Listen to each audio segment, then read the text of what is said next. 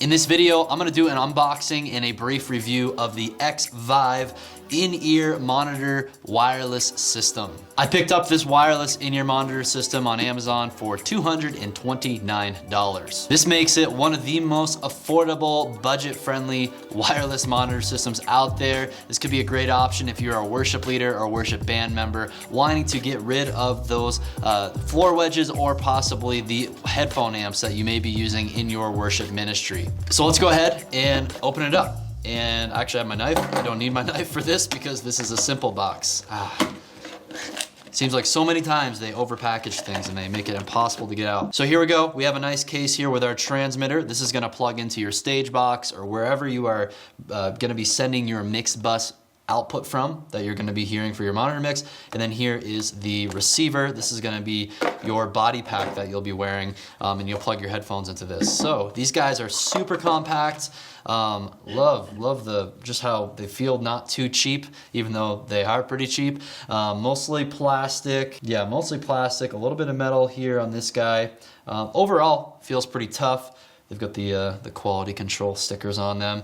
And that's it. So let's see what else we got in the box here. Looks like we get a 1/4-inch jack. So this would be a handy adapter. Let's say if you only have a 1/4-inch auxiliary output from your mixing console, and then you'll plug your transmitter into that. This would go in the back of like your analog mixing console or like an X32 if you're using your monitor mix and sending that out of the auxiliary outputs that are 1/4-inch. So that's good. In my case, I'm using the S32 stage box and we have up to 16 XLR outputs and I'll plug this guy directly into that. Let's see what else we've got. We've got a little bag so our gear can fit inside the bag. And then we've got a USB cable. So this is how we are going to charge this device. So you'll notice you've got the regular USB cable that you can plug into a power brick, like your phone charger power brick. And then we got two micro or mini USB ports on the end here. Those go into each of these devices. So that's great because you don't have to worry about batteries. You just plug them into the devices here, and then you're gonna plug the devices into the computer or a USB power brick to supply power, and then you can charge them both. And then there's no replacing any batteries. And of course, we've got our documentation and our manual. I'm guessing though this is fairly straightforward. According to the manual, if you charge it for 2 hours and 30 minutes, you will get 5 hours of battery life. That's awesome. All right, so let's go ahead and fire these guys up and let's see if we have any battery power at all to begin with. It looks like we do. So I turn that guy on, there's a little on switch. I'll unplug these from the USB cables for right now. And then I'll turn this guy on. There's a little on switch right there. Then we've got an auxiliary or line selector for our transmitter. I'm gonna put that on line because I have a line out coming out of my mixing console. And then here, I can select the channel. So there's 1 through 6 channels here. So I'll put that on channel 1, and then I can also select the channel here on the receiver. So again, I'll make sure that's on channel 1, but I can just toggle throughout the channels here. And it looks like, I guess you could have a total of 6 people having 6 unique mixes with this. But however, you could have more people with the receivers and they could just be maybe sharing channels. So maybe your band has more than 6 people.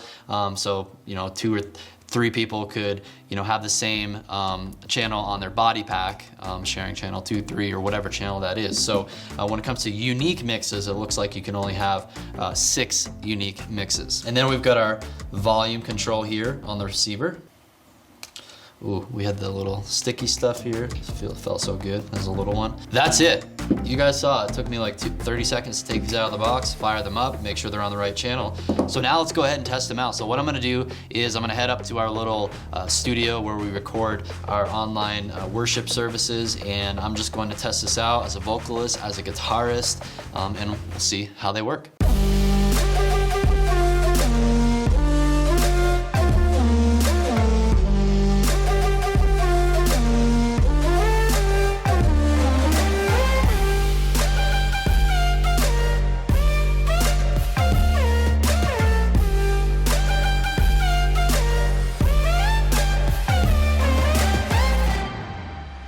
All right, so I was able to get this guy plugged into our sound system. We have the M32 with the S32 stage box, and I used it for about 5 to 10 minutes. I had my vocal mic going, my acoustic guitar going, and it sounded really clear. I'm really impressed. There was no latency at all, so even though this is using just the typical 2.4 gigahertz radio frequency band, I'm not really a scientist when it comes to how all that stuff works, but I'm pretty sure that's the same frequency that like a typical Wi-Fi network uses.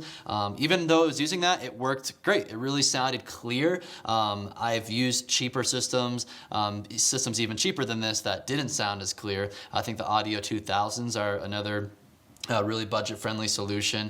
I like the sound of the XVive much better than the Audio 2000s if you're trying to kind of choose between the two.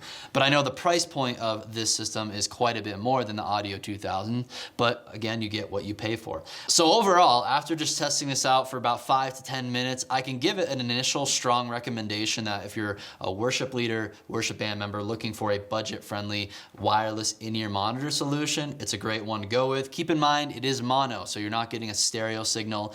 You're always going to be stuck with a mono signal, but you know, stereo is a nice luxury to have, not always a necessity. I do think if you have this plugged into a digital stage box like I do, and that stage box is just, you know, 10, 20 feet away from you when you're on stage, then you probably won't have any signal issues. And it's always a good idea to try to make sure that these transmitters are in direct line of sight to the receiver body pack. So I definitely think this wireless system is worth giving a try. Go ahead and pick one up from Amazon. I'll put that link down below in the description. Make sure you get it tested out at a band rehearsal on a Sunday morning to make sure it's going to suit your team's needs. It'd be interesting to know, especially if any of you use the system already, like how many band members do you have using it? How many unique channels are you using?